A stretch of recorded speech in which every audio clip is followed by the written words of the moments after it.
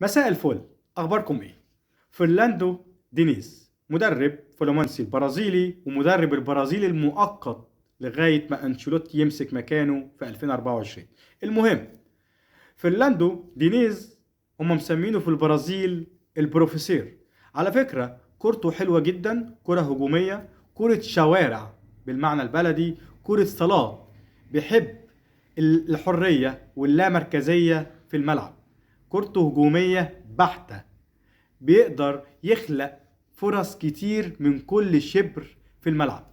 الضغط عليه انتحار، بيعرف يطلع بالكورة من على الأطراف حتى لو مليون واحد ضغط عليه.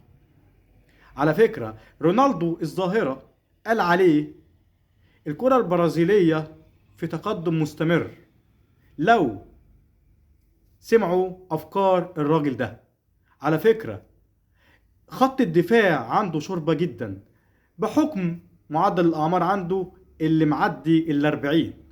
أهم حاجة، أهم من ده كله، كولر هيعرف يتعامل مع الداهية ده ازاي. ده اللي عندي دلوقتي، أشوفكم فيديو جديد، سلام.